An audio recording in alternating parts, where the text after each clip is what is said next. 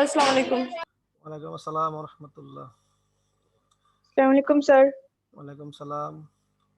লাবিবা, রাইসা, ভালো আছো? জি স্যার, আলহামদুলিল্লাহ। জি স্যার ভালো, আপনি ভালো আছেন? আলহামদুলিল্লাহ। লাস্ট ক্লাসের হোমওয়ার্ক করেছিল রাইসা? জি স্যার, আমি আপনার সাথে কথা বলেছিলাম, কিছু সমস্যা হয়েছিল। ও হ্যাঁ, তুমি বলেছিলে। লাবিবা করেছো? জি স্যার। স্যার, আমি অ্যাকচুয়ালি লাস্টের 2-3টা ক্লাস করতে পারিনি, আর বাকি ক্লাসগুলো করতে করতে স্যার অ্যাকাউন্টিং ক্লাসটা এখনো করা হয়নি। কেন এত ব্যস্ত স্যার হইতে হবে? স্যার একটু প্রবলেম ছিল। এখন জয়েন করেছো কে? লাস্ট জয়েন করলা এখন?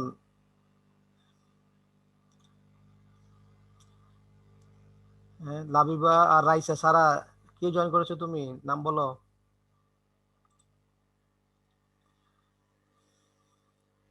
এই যে 1 দিয়ে লেখা।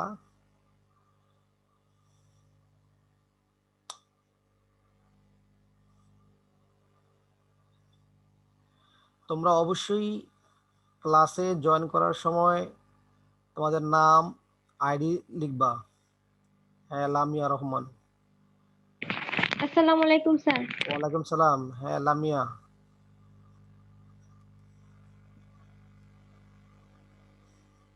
তোমরা প্রত্যেকে নামের পাশে নাম এবং আইডিটা ব্যবহার করবা, তাহলে আমি কনফার্ম হই যে তুমি আমার এই একাদশ শ্রেণীর স্টুডেন্ট। আমি আইডি দেখলে বুঝতে পারি, তো তোমাদের হাজিরাটা আমি ওইভাবে নিয়ে নিতে পারি। সুতরাং তোমরা সবাই নাম আর রুলটা, যেটা রুল নাম্বার, ক্লাস রুল, এটা ব্যবহার করবা।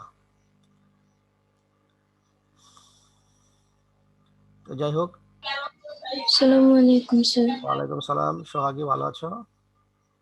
জি স্যার, আলহামদুলিল্লাহ। আপনি কেমন আছেন? আলহামদুলিল্লাহ। তো দেখো, আজকে আমরা তাহলে আমাদের ক্লাসে চলে যাই। গত ক্লাসে তোমাদের সাথে একটা ভালো একটা অঙ্ক নিয়ে কথা বলেছিলাম, আলোচনা করেছি, তোমরা অনেকেই করেছো, অনেকে আবার আমাকে হোমওয়ার্ক দেখিয়েছো।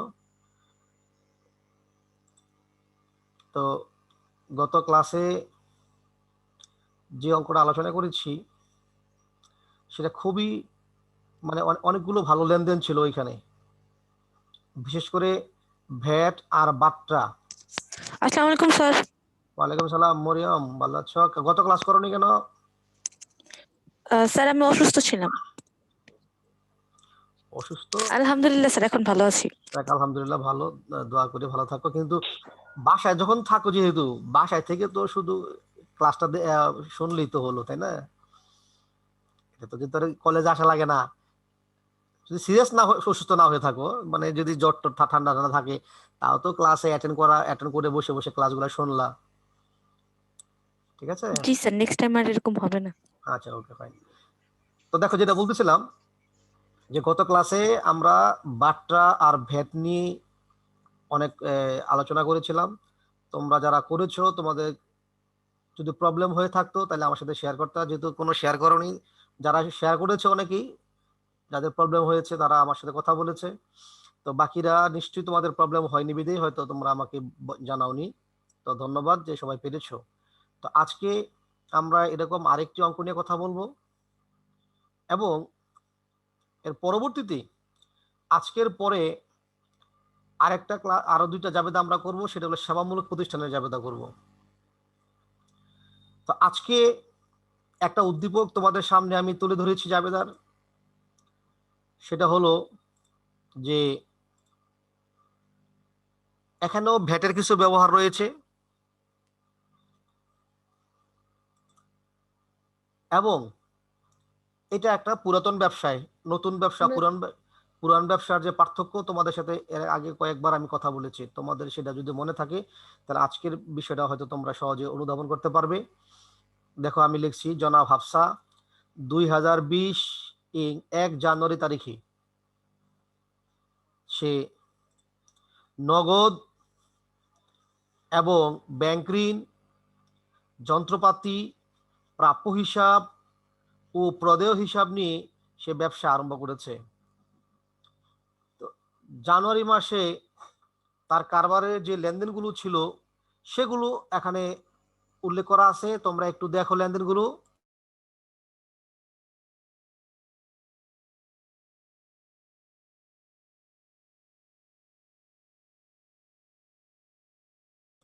তো এখানে যে লেনদেনগুলো লেখা আছে, প্রথম তারিখে লেনদেন দেখি, তোমাদের কাছে কি মনে হচ্ছে যে এটা একেবারে নতুন ব্যবসা নাকি পুরাতন ব্যবসা অধিগ্রহণ করা হয়েছে বা কেনা হয়েছে এরকম?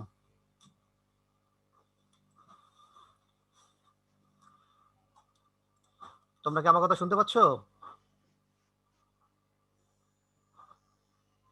জি স্যার, কোশ্চেনটা আরেকবার করেন। মানে কোশ্চেনটা হচ্ছে 1 তারিখে যে লেনদেন দেওয়া আছে নগদ টাকা, স্যার যন্ত্রপাতি, পুরনো ব্যবসা নিয়ে শুরু করেছে হ্যাঁ পুরানো নতুন ব্যবসাটা সে করে। অধিগ্রহণ করে, আসসালামু আলাইকুম। ওয়ালাইকুম আসসালাম, নতুন করে শুরু করেছে। তো এরকম যদি হয় তাহলে আমি তোমাদেরকে বলেছিলাম যে এই ক্ষেত্রে প্রারম্ভিক মূলধন নির্ণয় করার কথা বলা থাকলে সেক্ষেত্রে আমরা নির্ণয় করার সূত্রটা হচ্ছে এরকম যে, দেখো আমি এখানে ক নম্বরে প্রশ্ন করেছি, প্রারম্ভিক মূলধনের পরিমাণ নির্ণয় করো। জাবেদা দাখিলা দাও। মাস শেষে জনাব হাফসার স্বত্বাধিকারের পরিমাণ নির্ণয় করো। একটা হলো প্রারম্ভিক মূলধন, একটা হলো স্বত্বাধিকার। তো স্বত্বাধিকার বলতে বোঝায় মালিকানা সত্ত্ব। মালিকানা সত্ত্ব তোমরা হিসাব সমীকরণে শিখেছো যে মূলধন যোগ আয় মাইনাস ব্যয় মাইনাস উত্তোলন, অর্থাৎ ওই যেটাকে বলি ওনার্স ইকুইটি। তো দেখো আমাদের এখানে লেনদেনগুলো কি আছে। 1 তারিখে যে ঘটনাটা ঘটেছে এটা জাবেদা কি বলতে পারবা? স্যার আমি পারবো। হ্যাঁ, বলো দেখি। স্যার নগদান হিসাব ডেবিট, দেবী, নগদান হচ্ছে 3 লাখ টাকা, তারপর হচ্ছে যন্ত্রপাতি হিসাব ডেবিট, প্রাপ্য হিসাব ডেবিট, তারপর হচ্ছে ব্যাংক ঋণ হিসাব ক্রেডিট, আর প্রদেয় হিসাব ক্রেডিট, আর মূলধন হিসাব ক্রেডিট। মূলধন না হিসাব হয়েছে ক্রেডিট, কিনা? হ্যাঁ মূলধন হিসাব ক্রেডিট, হ্যাঁ হয়েছে। বাট এখানে একটা জিনিস তোমাদের খেয়াল রাখতে হবে, যে ওই যে ব্যাংক ঋণের টাকাটা, জি স্যার, দুইটা যোগ হবে। এটা কিন্তু যোগ হবে না। হ্যাঁ, এখানে ঋণের মানে টাকাটা, যোগ হয়ে স্যার নগদানের সাথে যোগ হবে, আবার মূলধনের সাথে বাদ দিয়ে তারপর মূলধন বসে। হ্যাঁ আমি কথা বুঝতে পারছেন না? এটি তোমাকে বলছি, তুমি শোনো, যে এরকম যদি হয় যে প্রারম্ভিক সম্পদ আর দায় নিয়ে ব্যবসা আরম্ভ করা হয়, সেই ক্ষেত্রে এই ঋণের টাকাটা নগদের সাথে আর যোগ হবে না। ঋণের টাকাটা অন্যান্য, যেমন আগের অঙ্কে শিখিয়েছিলাম যে ব্যাংক ঋণের টাকা নগদের সাথে যোগ হবে। কখন হবে? যদি দেখা যায় যে ঋণটা নতুন করে নেওয়া হয়েছে নগদ টাকায়। আর যদি পুরাতন ঋণ দায় সম্পদ নিয়ে ব্যবসা আরম্ভ করা হয়, তখন সেই ঋণের টাকা নগদের সাথে আর যোগ করতে হবে না, ঋণটা আলাদাই থাকবে, কারণ ঋণটা অধিগ্রহণ করা হয়েছে। এখানে কারবার এই ঋণটা নতুন করে নেয়নি, মানে কারবারের মধ্যে ঋণটা ছিল। স্যার বলো। আরেকবার বলতে হবে, এটা বুঝি নাই। আবার বলি, যেমন মনে করো শুধু বলা হলো যে নগদ টাকা আর ব্যাংক ঋণ নিয়ে ব্যবসা আরম্ভ করা হলো, এই ক্ষেত্রে এই ঋণটা হচ্ছে নতুন ঋণ। হ্যাঁ, আর যদি এরকম হয় যে ঋণটা কারবারের আগেই ছিল, এই কারবারের তো আগে ছিল, সেটা বুঝার উপায় হচ্ছে যদি কারবারের মধ্যে আরো সম্পদ দায় থাকে, যেমন দেনাদার আছে, পাওনাদার আছে, এরকম দায় সম্পদ থাকলে, ঋণ থাকলে বুঝতে হবে এই ঋণটা কারবারের আগে থেকেই ছিল। ওই ঋণটা ওকে এখন স্যার। ওই ঋণটা এখন অধিগ্রহণ করে বা ওই ঋণটা সহ কারবারটা কিনে ব্যবসাটা আরম্ভ করা হয়েছে। এরকম হইলে সেই ঋণের টাকা আর নগদের সাথে যোগ করতে হবে না। কেমন? আর ঋণটা যদি নতুন নেওয়া হয়, তখন আমরা বলেছি ঋণের টাকাটা নগদের সাথে কি করতে হবে? যোগ করতে হবে। তোমার জাবেদা ঠিক আছে, শুধু ঋণের টাকাটা নগদের লগে এখানে যোগ করবা না, শুধু নগদান হিসাব আচ্ছা স্যার। ডেবিট, নগদান মানে হিসাব স্যার আমাদের প্রাপ্য আর প্রদেয় থাকলে ঋণের টাকা যোগ করব না। যোগ করবা না। হ্যাঁ, তাহলে এখানে লিখবো নগদান স্যার হিসাব। নগদান হিসাবে কত টাকা দিব? নগদে কত টাকা শুরু করেছি? কত টাকা 2 লেখা আছে? লাখ 2 লাখ। টাকা। 2 লাখ টাকা না? জি স্যার, এটাই তো লেখা। হ্যাঁ, তাহলে নগদান হিসাব লিখবো 2 লাখ টাকা, নগদান হিসাব ডেবিট। যন্ত্রপাতি হিসাব ডেবিট 2 লাখ। প্রাপ্য হিসাব ডেবিট 50,000। তারপর লিখবো ব্যাংক ঋণ ক্রেডিট 1 লাখ। প্রদেয় হিসাব ক্রেডিট 30,000 টাকা। বাকি টাকা 3,20,000 টাকা লিখবো আমরা মূলধন হিসাব ক্রেডিট, 3,20,000 টাকা। ঠিক আছে, তোমরা কি আমার কথা বুঝতে পেরেছো?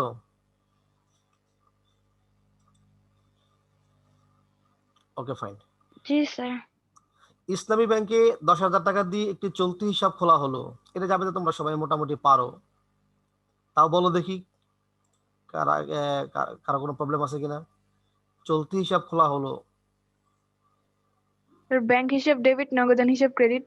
ব্যাংক হিসাব ডেবিট, নগদান হিসাব credit. Okay fine, very good. আচ্ছা, এটা যদি এরকম না হয়ে এরকম হতো, ইসলামী ব্যাংকে 10,000 টাকা দিয়ে একটি সঞ্চয়ী হিসাব খোলা হলো। সঞ্চয়ী হিসাব, হিসাবের শ্রেণীবিভাগ আছে, চলতি হিসাব, সঞ্চয়ী হিসাব, স্থায়ী হিসাব। তো যদি লেখা থাকে সঞ্চয়ী হিসাব খোলা হলো, তাহলে যাবে যারা কি হতো কেউ বলতে পারবা? ব্যাংক হিসাব 3 প্রকার, চলতি হিসাব, স্থায়ী হিসাব, সঞ্চয়ী হিসাব। এরা যে 3 প্রকার, এটা তোমরা জানো কিনা? সঞ্চয় হিসাব ডেবিট, নগদান হিসাব ক্রেডিট স্যার। হ্যাঁ, ফারজানা, সঞ্চয় হিসাব ডেবিট, নগদান হিসাব ক্রেডিট। আর কেউ বলবা? মরিয়ম, এই বিষয়ে বলবা কিছু? হ্যাঁ, সুমাইয়া, কিছু বলতে চাচ্ছ?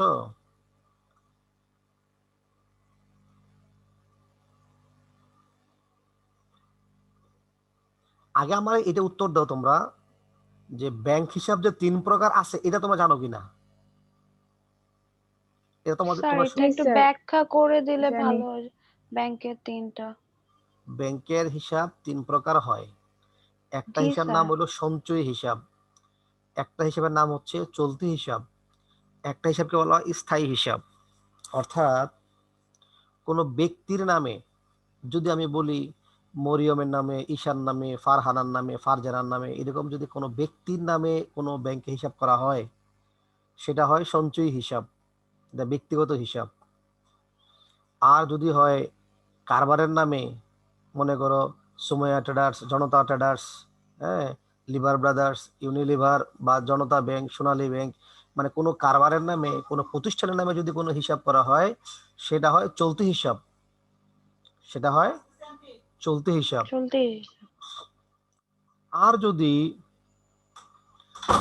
ব্যক্তি হোক আর প্রতিষ্ঠান হোক, তার অলস টাকা, মানে তার অনেক টাকা আছে, সেই টাকা স্থায়ীভাবে 1 বছরের জন্য, 5 বছরের জন্য, 10 বছরের জন্য স্থায়ীভাবে আমানত রাখে, জমা রাখে, যে জমা থেকে সে বছর বছর এখান থেকে বেনিফিট পাবে, প্রফিট পাবে, সুদ পাবে, সেটা হলো স্থায়ী হিসাব। স্থায়ী হিসাব ব্যক্তিও রাখতে পারে, প্রতিষ্ঠানও রাখতে পারে। কেমন? স্থায়ী আমানত বলা হয়, ফিক্সড ডিপোজিট। তো হিসাবের ধরনটাকে বুঝতে পেরেছো? জি স্যার। তাহলে আমাকে বলো, চলতি হিসাব কার নামে রাখা হয়, কার নামে করা হয়? চলতি হিসাব, চলতি হিসাব হয় কারবারের নামে। কার হ্যাঁ। নামে? কারবারে। আর সঞ্চয় হিসাব হয় কার নামে? ব্যক্তির নামে। সঞ্চয় হিসাব হয় ব্যক্তির নামে, পার্সোনাল, ব্যক্তিগত। আর কারবারের নামে কখনো সঞ্চয় হিসাব হয় না, কারবারের নামে হয় চলতি হিসাব। চলতি হিসাব আর সঞ্চয় হিসাবের পার্থক্য আছে। চলতি হিসাব হইলে টাকা জমা দেওয়া, টাকা উত্তোলন করার একটা সীমাবদ্ধতা রয়েছে। আর কারবারের চলতি হিসাব হলে যখন খুশি টাকা জমা দিতে পারবে, যখন খুশি তুলতে পারবে। হ্যাঁ, এটা কারবারের জন্য সুবিধা, এই জন্য কারবারের জন্য করা হয় চলতি হিসাব। তাহলে সঞ্চয় হিসাব লেখা থাকলে বুঝতে হবে এটা কারবারের হিসাব নয়, এটা মালিকের ব্যক্তিগত হিসাব। আর চলতি হিসাব হলে বুঝতে হবে এটা কারবারের নিজের হিসাব, কারবারের হিসাব, কারবারের নামে হিসাব করা হয়েছে। তো তোমরা পার্থক্যটা জেনে রাখো। যদি এরকম লেখা থাকে যে ইসলামী ব্যাংকে 10,000 টাকা দিয়ে সঞ্চয়ী হিসাব খোলা হলো, তখন তোমাকে বুঝতে হবে এটা যে মালিকের নাম হাফসা, তাহলে হাফসার নামে হিসাব খোলা হয়েছে কারবারের টাকা দিয়ে। তখন যাবে হবে উত্তোলন হিসাব ডেবিট, নগদান হিসাব ক্রেডিট। উত্তোলন হিসাব ডেবিট, নগদান হিসাব ক্রেডিট, কারণ মালিকের নিজের নামে অ্যাকাউন্ট করেছে কারবারের টাকা দিয়ে। তো যেহেতু মালিকের নিজের নামে কারবারের টাকা ব্যবহার করেছে, সেহেতু সেটা হবে উত্তোলন। আর যদি চলতি হিসাব খোলা থাকে, লেখা থাকে, তাহলে বুঝতে হবে এই অ্যাকাউন্টটা কারবারের নামে করা হয়েছে, এটা কারবারের অ্যাকাউন্ট, কারবারের ব্যাংক অ্যাকাউন্ট। তখন যাবে হবে ব্যাংক হিসাব ডেবিট, নগদান হিসাব ক্রেডিট।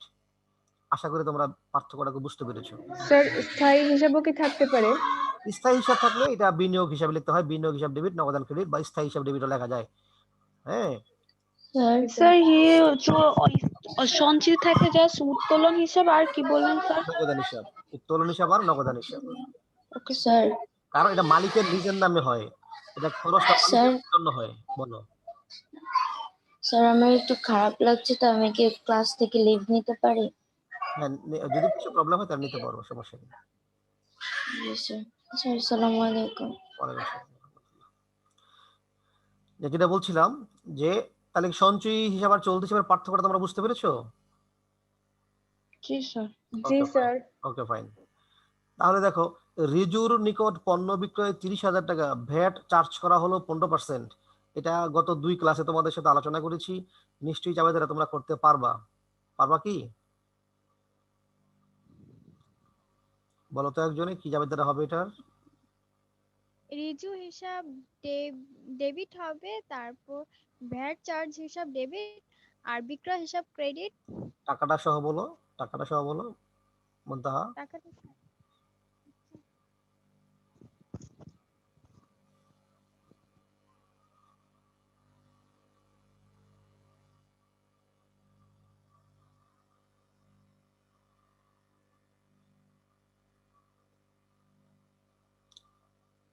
অন্যরা চেষ্টা করো, বলার চেষ্টা করো যদি পারো।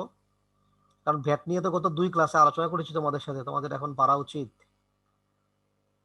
স্যার টাকাটা দুই বলো বলো ফারজানা বলো।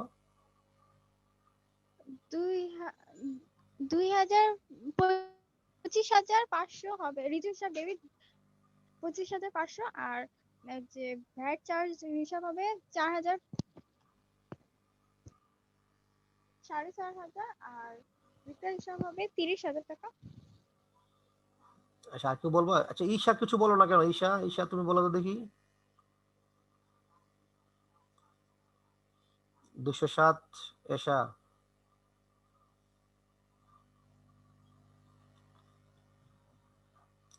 মরিয়ম বলতে পারবা?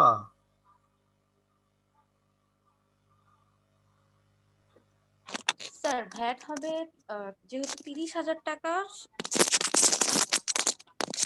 স্যার যেহেতু ভ্যাট 30,000 টাকার 15% মানে হবে স্যার 1,500 টাকা।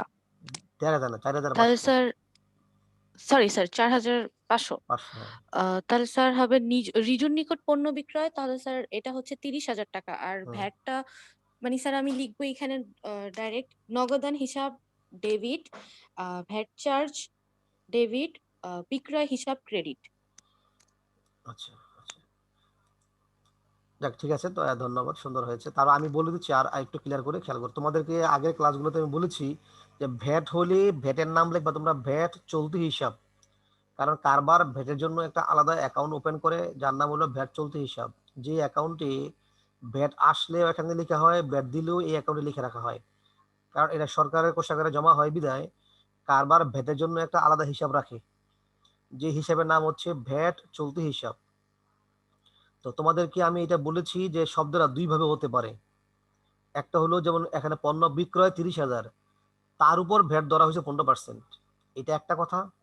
আবার হইতে পারতো ভ্যাট সহ পণ্য বিক্রয় 30,000 টাকা, ভ্যাট সহ কথা বলা থাকতে পারে। একটা হলো ভ্যাট ছাড়া, আর একটা ভ্যাট সহ।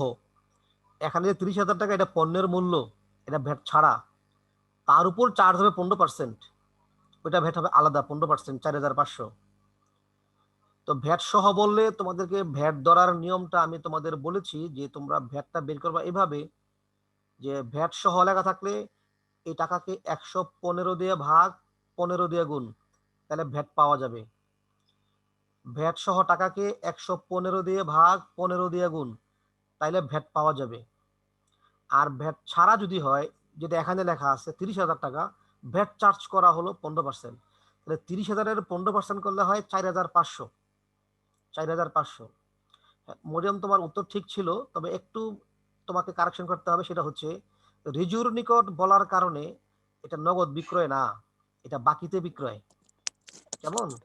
কোন ব্যক্তির নাম সরি থাকলে, স্যার আমি অ্যাকচুয়ালি নেমটা খেয়াল করিনি। যা খেয়াল রাখো, আমি এটা বলে ধারে দিচ্ছি। পণ্য বিক্রয় হবে। ধারে পণ্য বিক্রয়। তাহলে আমরা জাবেদা বলবো এখানে প্রাপ্য হিসাব ডেবিট অথবা রিজুর হিসাব ডেবিট। তবে প্রাপ্য হিসাব লিখবো, ব্র্যাকেটে রিজু লিখে রাখতে পারি। প্রাপ্য হিসাব ডেবিট, টাকা লিখবো 34,500। প্রাপ্য হিসাব ডেবিট 34,500। ভ্যাট চলতি হিসাব ক্রেডিট 4,500। বিক্রয় হিসাব ক্রেডিট 30,000। এইভাবে যাবে দাদা। আমি আবার বলছি, প্রাপ্য হিসাব ডেবিট 34,500, ভ্যাট চলতি হিসাব ক্রেডিট 4,500, বিক্রয় হিসাব ক্রেডিট 30,000। যদি না বুঝে থাকো আমায় বলো। যাবে যারা বুঝছো? জি স্যার, বুঝছি। Okay fine. এটা যদি ভ্যাট সহ বলতো, ভ্যাট সহ বললে তখন লিখতাম 23 দিয়ে ভাগ 3 দিয়ে গুণ, অথবা 115 দিয়ে ভাগ 15 দিয়ে গুণ। 115 ভাগের 15 আর 23 ভাগের 3, দুইটা কথার মধ্যে কোনো পার্থক্য নেই, একই কথা। এটা হলো ভগ্নাংশের ছোট রূপ আর বড় রূপ, যেটা তোমরা ক্লাস 3, 4, 5 পড়েছো। লঘিষ্ঠ আকারে প্রকাশ, গরিষ্ঠ আকারে প্রকাশ। 115 ভাগের 15কে লঘিষ্ঠ আকারে প্রকাশ করলে হয় 23 ভাগের 3, 23 দিয়ে ভাগ 3 দিয়ে গুণ। অর্থাৎ 115 ভাগের 15কে 5 দিয়ে কাটাকাটি করলে, মানে 5 দিয়ে ভাগ করলে উপরে 3 হয়, নিচে 23 হয়। এটি বলা হয় 23 দিয়ে ভাগ 3 দিয়ে গুণ, অথবা 115 দিয়ে ভাগ 15 দিয়ে গুণ। যদি ভ্যাট সহ বলে তাহলে 115 দিয়ে ভাগ করে 15 দিয়ে গুণ করে তখন যাবে লিখতাম প্রাপ্য হিসাব ডেবিট, ভ্যাট চলতি হিসাব ক্রেডিট, বিক্রয় হিসাব ক্রেডিট। তখন ওই মোট টাকা থেকে ভ্যাট মাইনাস করে লিখতাম। এখন যেমন 30,000-এর লগে 4,500 যোগ করে লিখেছি, প্রাপ্য হিসাব 34,500। আর সহ বললে ওই মোট টাকা থেকে ভ্যাটকে মাইনাস করে আলাদা লিখতাম নিচে, ভ্যাট চলতি হিসাব ক্রেডিট, বিক্রয় হিসাব ক্রেডিট। আমার বিশ্বাস তোমরা বুঝতে পেরেছো। যদি না বুঝো আমি বলতে পারো, যদি কেউ না বুঝে থাকো। Okay fine. 10 তারিখ অনেক ভালো একটা লেনদেন। অফিসের ভাড়া প্রদান 20,000 টাকা, যার অর্ধেক মালিকের ব্যক্তিগত অফিস। অফিসের ভাড়া প্রদান 20,000 টাকা, যার অর্ধেক মালিকের ব্যক্তিগত অফিস। মানে ব্যক্তিগত কাজে সে ব্যবহার করে অর্ধেক অফিসকে। অর্ধেক অফিস কারবারের কাজে ব্যবহার করে, আর বাকি অর্ধেক অফিস সে নিজের কাজে ব্যবহার করে। যাবে যা কেউ বলতে পারবা? ফারজানা, ফারহানা। স্যার ভাড়া হিসাব ডেবিট, নগদান হিসাব ক্রেডিট। না স্যার, উত্তোলন হবে তো। ভাড়া হিসাব ডেবিট, উত্তোলন হিসাব ডেবিট, আর নগদান হিসাব ক্রেডিট। স্যার বুঝতেছি না, এরকম হলে হতে পারে। টাকাটা টাকাটা বলো দেখি টাকাটা। স্যার টাকা হচ্ছে নগদানে 20,000 যাবে, আর হচ্ছে উত্তোলনে হচ্ছে 10,000, আর ভাড়া হিসাব 10,000। ওকে, ভেরি গুড, ফাইন, একদম কারেক্ট। হ্যাঁ, হয় নাই? হয়েছে ও আচ্ছা, হয়েছে হয়েছে। হয়েছে, ফাইন। তোমরা বাকিরা যারা শুনেছো, তোমরা কি বুঝতে পেরেছো যে যেহেতু টাকাটা দিছে কারবার থেকে, টাকাটা কারবার থেকে চলে গেছে, নগদ সম্পদ হ্রাস পেয়েছে, তাই নগদান ক্রেডিট 20,000 ঠিক আছে। যেহেতু কারবারের টাকা অর্ধেক মালিকের ব্যক্তিগত কাজে ব্যবহার হয়েছে, তাই অর্ধেক হবে উত্তোলন, আর বাকি অর্ধেক হবে কারবারের ভাড়া। তাই জাবেদা হবে উত্তোলন হিসাব ডেবিট 10,000 টাকা, ভাড়া হিসাব ডেবিট 10,000 টাকা, নগদান হিসাব ক্রেডিট 20,000 টাকা। এই হবে এটার জাবেদা। ব্যাখ্যা হবে যেহেতু মালিকের ব্যক্তিগত অফিস ও কারবারের ভাড়া নগদে প্রদান করা হলো। যদি কারো কনফিউশন থাকলে, প্রশ্ন থাকে, আমায় বলতে পারো। আছে বুঝো নাই কেউ আছো? তোমরা যারা জয়েন হয়েছো ক্লাসে, তোমরা বুঝো নাই কেউ থাকলে আমায় প্রশ্ন করতে পারো। ওকে ফাইন, সবাই বুঝতে পেরেছো। ধারে পণ্য বিক্রয় 5% বাট্টায় 2 লাখ টাকা, শর্ত 2/10 এই 2/10 এটা নিয়ে তোমাদের সাথে গত ক্লাসে বিস্তারিত আলোচনা করেছি। আজকে তোমরা জাবেদারা নিশ্চয়ই করতে পারবা। ধারে পণ্য বিক্রয় 5% বাট্টায় 2 লাখ টাকা। জাবেদারা কেউ বলতে পারবা? জি স্যার। বলো। দেনাদার হিসাব ডেবিট, বিক্রয় হিসাব ক্রেডিট। কয় টাকা? স্যার দেনাদার, স্যার একটু বের করে নেই। বের করো, করো, বের করো। আচ্ছা, আগে তুমি প্রশ্ন এটা উত্তর দাও ফারজানা, যে এই 5% বাট্টা এটা কোন ধরনের বাট্টা, কারবারি বাট্টা না নগদ বাট্টা? স্যার নগদ বার্তা, আমি এটা ভুল করি, কারবারি বার্তা নগদ বার্তা। কেন ভুল করো বারবার? ভুল হবে কেন? স্যার আমি বুঝতেছি না, এটা অনেকদিন ধরে করতেছি। হ্যাঁ, তুমি আজকে একদম স্পষ্ট ক্লিয়ার হইবা। আজকে শুনে রাখো, পণ্য ক্রয় আর বিক্রয় করার সময় যদি বাট্টা লেখা থাকে সেটা কারবারি বাট্টা। পণ্য ক্রয় আর বিক্রয় করার সময় যদি ছাড় দেওয়া হয় সেটা কারবারি বাট্টা। তাহলে এখানে বলো এটা কি ক্রয় বিক্রয় সময় হয়েছে? স্যার কারবারি বার্তা। এটা কারবারি বাট্টা, ফাইন। এটা আর আর যেন ভুল না হয় মনে রাখবা, পণ্য বেচা কেনার সময় বাট্টা হইলে কারবারি বাট্টা, যদি পণ্যের মূল্য থেকে ছাড় আর দেওয়া হয় স্যার দেনাদার আর পাওনাদারের সময় নিষ্পত্তি দিলে সেটা হচ্ছে নগদ বাট্টা, নগদ বার্তা। সেটা নগদ বাট্টা। হ্যাঁ, ওকে ওকে, স্যার। ফাইন। হ্যাঁ, তাহলে এটা কারবারি বাট্টা। তাইলে এখানে যাবে লিখবা প্রাপ্য হিসাব ডেবিট, বিক্রয় হিসাব ক্রেডিট। তাহলে 5% কারবারি বাট্টা বাদ দিতে হবে। তো 2 লাখ টাকার 5% হয় 10,000 টাকা। এই 10,000 টাকা বাদ ওকে দিয়ে, স্যার। 10,000 টাকা বাদ দিয়ে তুমি লিখবা 1,90,000 টাকা। 2,000 টাকা। যাবে লিখবা প্রাপ্য হিসাব ডেবিট, বিক্রয় হিসাব ক্রেডিট 1,90,000 টাকা। কেমন? জি স্যার। Okay, fine. ব্যবহারের জন্য আসবাবপত্র ক্রয় 50,000 টাকা, ভ্যাট চার্জ করা হলো 15%। এটা তোমাদের পারতে হবে। এটা হবে না ভ্যাট। জি স্যার, ব্যাট হবে না। ভ্যাট হবে না। আচ্ছা, তাহলে কি হবে যাবে দাদা? স্যার এটা হবে আসবাবপত্র আসবাবপত্র হিসাব ডেবিট ডেবিট, নগদান হিসাব ক্রেডিট। কয় টাকা? স্যার 50,000ই হবে। 50,000। না, 50,000 হবে না, একটু চেঞ্জ হবে। দেখো, একটু চিন্তা করে বলো।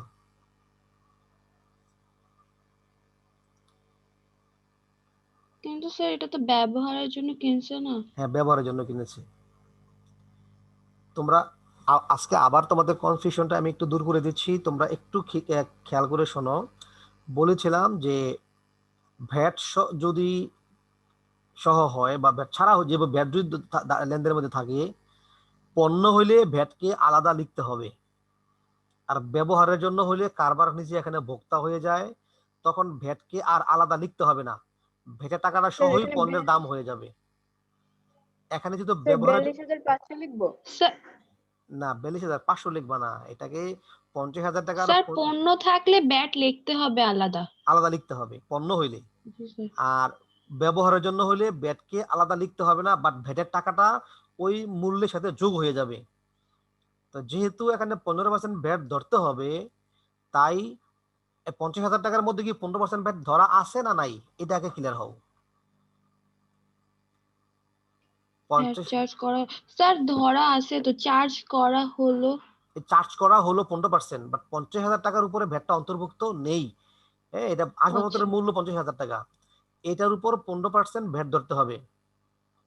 তো 50,000 টাকার 15% যদি ভ্যাট ধরা হয় 7,500, তখন আসবাবপত্রের মূল্য হয়ে যাবে 50,000 প্লাস 7,500, তাহলে মোট হয়ে যাবে 57,500।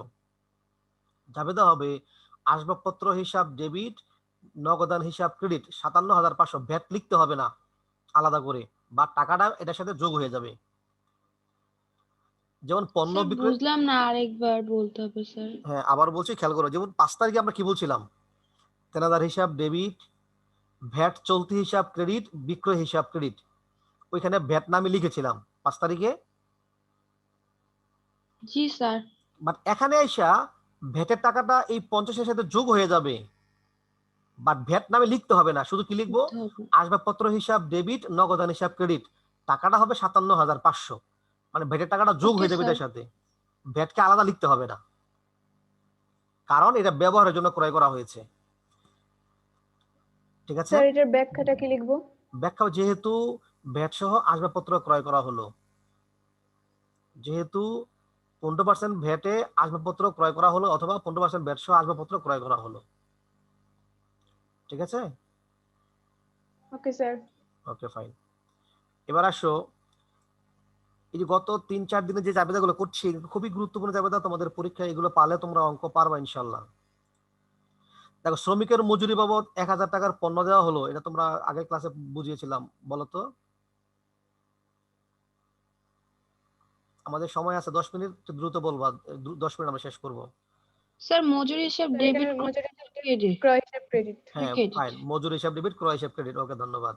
জাবেদা যেহেতু পণ্য দিয়েছি তাই ক্রয় ক্রেডিট হবে। মজুরি হিসাব ডেবিট, ক্রয় হিসাব ক্রেডিট। 15 তারিখের পাওনা আদায় হলো। আমাদের 15 তারিখে টাকা ছিল 1,90,000 টাকা। যেহেতু শর্ত ছিল 2/10, আর বিক্রি ছিল 15 তারিখ, টাকা পাইছি 22 তারিখ, তাহলে 10 দিনের মধ্যে পেয়েছি। তো এটা জি শর্তই স্যার। ছিল 10 দিনের মধ্যে পাইলে বাট্টা হবে কয় পার্সেন্ট? 2%। 2%। এটা হলো নগদ বাট্টা।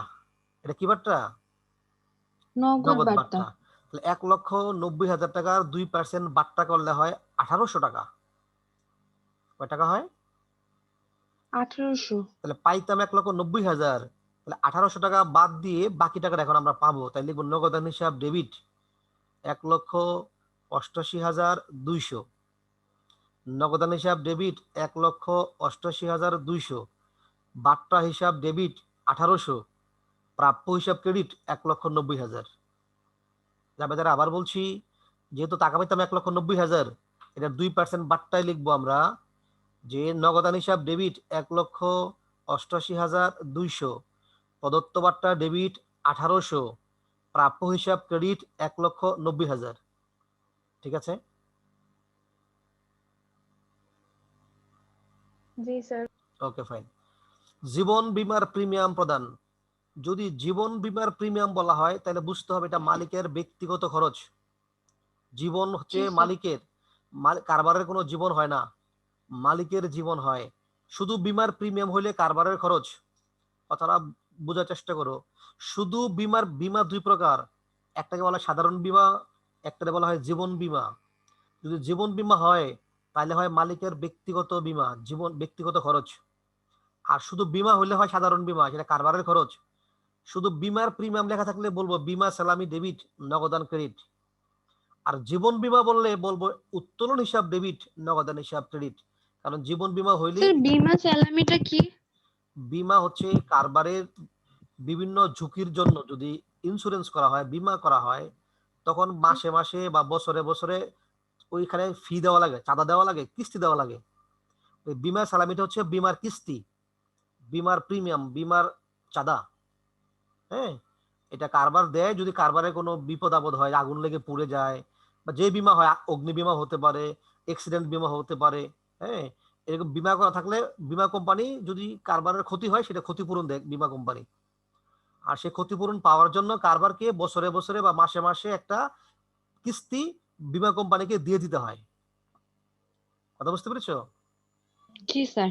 তো শুধু বীমার প্রিমিয়াম হলে লিখবো বীমা সালামি ডেবিট, নগদান ক্রেডিট। আর জীবন বীমা হইলে লিখবো উত্তোলন হিসাব ডেবিট, কারণ জীবন বীমা হইলে এটা কারবারের খরচ হয় না, এটা হয়ে যায় মালিকের ব্যক্তিগত খরচ। তখন হয়ে যাবে উত্তোলন হিসাব ডেবিট, নগদান হিসাব ক্রেডিট। বুঝছো? জি স্যার বুঝছি। ওকে ফাইন। এবার আসো, কারবারের ব্যাংক হতে ব্যক্তিগত প্রয়োজনে 10,000 টাকা উত্তোলন করে আসার পথে 2,000 টাকা হারিয়ে গেল। এটা তোমরা জেনে রাখো। মনে করো তুমি আমার কাছ থেকে 10,000 টাকা নিয়ে গেলা, আমি তোমাকে 10,000 টাকা দিলাম ধার, তোমাদের যে কাউকে একজনকে দিলাম। এখন তুমি যাওয়ার পথে যদি 5,000 টাকা হারাই ফেলো, এটা কি আমার ক্ষতি হবে না তোমার ক্ষতি হবে? স্যার আমার ক্ষতি। তোমার ক্ষতি হবে। ঠিক তেমনি কারবারের ব্যাংক থেকে ব্যক্তিগত প্রয়োজনে টাকা উঠেছে মালিক 10,000 টাকা, তাহলে কারবার জানে যে মালিক আমার কাছ থেকে 10,000 টাকা নিয়ে গেছে।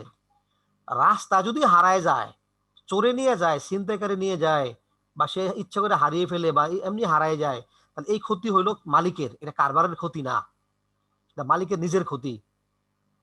তো যেহেতু কারবার থেকে মালিক 10,000 টাকা নিয়ে গেল, তাই কারবার লিখবে উত্তোলন হিসাব ডেবিট, ব্যাংক হিসাব ক্রেডিট, টাকাটা ব্যাংক থেকে নিচে বিদায়। উত্তোলন হিসাব ডেবিট, ব্যাংক হিসাব ক্রেডিট, 10,000 টাকা লিখবে। ওই যে হারাই গেছে, ওই হারানোর বিষয়টা কারবার লিখবে না, কারণ এটা কারবারের স্যার টাকা এটার হারায় কোনো নাই। জাবেদা হবে না? হারিয়ে গেছে ওইটার জাবেদা হবে এটা না? কারবারের কোনো জাবেদা লিখবে না, কারণ টাকাটা কারবারের হারায় নাই, হারাইছে কার? মালিকের। ওইটা ও মালিকের আচ্ছা লোকসান স্যার। হয়েছে। ঠিক আছে? তাই জি হারানোর স্যার জাবেদা বুঝছি। এখানে হবে না। যদি কারবারের টাকা হারাইতো তাহলে কারবার লিখতো বিবিধ ক্ষতির ডেবিট লিখতো। তখন কেমন হইতো? যদি লিখতো অফিসের জন্য 10,000 টাকা উত্তোলন করার পথে 2,000 টাকা হারাই গেল, বা কারবারের জন্য ব্যাংক থেকে উত্তোলন করার পথে 2,000 টাকা হারাই গেল, তখন লিখতাম আমরা নগদান হিসাব ডেবিট 8,000 টাকা, বিবিধ ক্ষতি ডেবিট 2,000 টাকা, ব্যাংক হিসাব ক্রেডিট 10,000 টাকা। তখন আমরা 2,000 টাকা জাবেদা লিখতাম। যেহেতু এই টাকাটা হারাইছে মালিকের নিজের টাকা হিসাবে, সুতরাং এই 2,000 টাকার জাবেদা কারবার দিবে না। এখানে কারবার লিখবে উত্তোলন হিসাব ডেবিট, ব্যাংক হিসাব ক্রেডিট। আশা করি বুঝতে পেরেছো। জি স্যার, বুঝছি। ওকে ওকে ফাইন। দেখো এবার আমি তোমাদের দুইটা করে দিয়েছি। প্রারম্ভিক মূলধনটা, প্রারম্ভিক মূলধনের এখানে লিখছি প্রারম্ভিক মূলধন সমান প্রারম্ভিক সম্পদ মাইনাস প্রারম্ভিক দায়। তাহলে প্রারম্ভিক সম্পদ ছিল নগদ উদ্বৃত্ত, যন্ত্রপাতি, প্রাপ্য হিসাব মাইনাস ব্যাংক ঋণ আর প্রদেয় হিসাব, এটি মাইনাস করে দিয়ে আমাদের মূলধন বের হয়েছে 3,20,000 টাকা। তোমরা নিশ্চয়ই এটা পারবা। স্যার এটা ছক করে করলে কিছু হবে? না কেন হবে, অবশ্যই হবে, ছক করে করলেও হবে। আমি তাকে তোমাদের ছক করে দেখিয়েছি, ছক করে করতে পারবা, এভাবেও করতে পারবা। তোমাদের এখানে মূল কথা হচ্ছে উত্তরটা বের করতে হবে সঠিকভাবে। দেখো আমাদের গ নাম্বারে উত্তর ছিল স্বত্বাধিকারের পরিমাণ নির্ণয়। তো স্বত্বাধিকার এটাও ছক করে করতে পারবা। স্বত্বাধিকারের পরিমাণ মানে হচ্ছে প্রারম্ভিক মূলধন প্লাস আয় মাইনাস ব্যয় আর উত্তোলন মাইনাস, দুইটা যোগ করে মাইনাস করা মানে দুটোটা মাইনাস। ব্যয় প্লাস উত্তোলন, ব্র্যাকেট দিলে মাঝখানে মাইনাস, মাঝে যোগ, আর ব্র্যাকেট উঠাই ফেললে এটাও মাইনাস এটাও মাইনাস। ব্র্যাকেট ছাড়া লিখলে প্রারম্ভিক মূলধন যোগ আয় মাইনাস ব্যয় মাইনাস উত্তোলন, আর ব্র্যাকেট দিলে মাঝখানেটা হবে প্লাস। তো মূলধন ছিল 3,20,000 টাকা, আমাদের বিক্রয় ছিল আয় ছিল 2,20,000 টাকা। দুইটা বিক্রয় ছিল 1,90,000 আর 30,000, 2,20,000। মজুরি ছিল একটা খরচ 10,000 টাকা, আর উত্তোলন ছিল তিনটা, একটা ব্যক্তিগত অফিস ভাড়া, জীবন বীমার প্রিমিয়াম, ব্যাংক থেকে উত্তোলন। এই তিনটা উত্তোলন মিলে হচ্ছে 30,000 টাকা। তাহলে মজুরি 10, উত্তোলন 30, এই মোট 40। তাহলে মূলধন 3,20,000, বিক্রয় 2,20,000, মোট 5,40,000, আর এই দুইটা মিলে হয়েছিল 40। তাহলে বাদ দিলে থাকে আমাদের 5 লাখ। এটা ছিল স্বত্বাধিকারের পরিমাণ, মানে মালিকানা সত্ত্ব। বুঝছো না বুঝো নাই?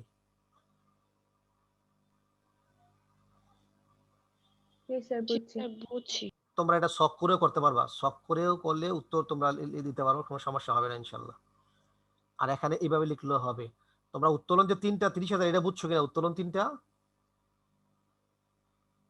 ওখানে 3টা লেনদেন ছিল। দেখো এখানে একটা ছিল যে অফিস ভাড়া 20,000-এর অর্ধেক 10,000, জীবন বীমার প্রিমিয়াম এটা উত্তোলন 10,000, আর ব্যাংক থেকে উত্তোলন করছে 10,000, এটাও উত্তোলন 10,000। এই মোট 3টা উত্তোলনে 30,000 টাকা ছিল উত্তোলন। ঠিক আছে? তাহলে তোমাদের জন্য হোমওয়ার্ক থাকলো, জাবেদাগুলো খাতা নিজেরা করবা। আমি ক আর গ করে দিয়েছি, খটা আমি করে দেইনি, জাবেদাগুলো করে দেইনি। জাবেদাগুলো তোমাদের জন্য হোমওয়ার্ক থাকলো, তোমরা করবা। কেমন? স্যার শুধু জাবেদা দেখাবো? ক আর গ আমি এখানে তোমাদের করে দেখিয়েছি, তোমরা খাতায় করবা, এটাও খাতায় করবা। এটা তো আমি করে দিয়েছি, তোমরা খাতায় না করলে তোমাদের হাত ক্লিয়ার হবে না, তোমাদের কনসেপ্ট ক্লিয়ার হবে না। অতএব তোমাদের কনফিউশন দূর করার জন্য তোমরা নিজেরা খাতায় করবা এবং জাবেদাগুলো করবা। কেমন? জি স্যার। আগামী ক্লাসে তোমাদেরকে আমি সেবামূলক জাবেদা দেখাবো, সেবামূলক প্রতিষ্ঠানের জাবেদা নেক্সট ক্লাসে। তারপরে জাবেদা আমরা শেষ করে দেব, তারপরে আমরা দেখাবো ক্রয় জাবেদা আর বিক্রয় জাবেদা। ঠিক আছে? নেক্সট ক্লাসে ক্রয় জাবেদা আর বিক্রয় জাবেদা দেখাবো। তো তোমাদের যদি কোনো প্রশ্ন থাকে আমায় বলতে পারো, কারো যদি কোনো প্রশ্ন থাকে। আর আগামী ক্লাসে আমরা ভিডিও অন করে লাইভ ক্লাস করব, সবাই সেভাবে প্রস্তুত থেকো যাতে আমরা লাইভ ক্লাস করতে পারি ইনশাল্লাহ। আগামী ক্লাসটা মানে আগামী 27 তারিখের ক্লাস। ঠিক আছে? জি স্যার। সবাই ওইভাবে তোমরা ওয়েল যেটাকে বলে ওয়েল ইউনিফর্ম পরে ক্লাসে আসবা, যাতে সবাই আমরা ভিডিও অন করে ক্লাস করতে পারি ইনশাল্লাহ। তো যদি কারো প্রশ্ন না থাকে আজকে এখানেই ক্লাস শেষ করছি। সবাই ভালো থেকো, সবাইকে অসংখ্য ধন্যবাদ। আসসালামু আলাইকুম স্যার। ওয়ালাইকুম আসসালাম ওয়া রাহমাতুল্লাহ। আসসালামু আলাইকুম। ওয়ালাইকুম আসসালাম।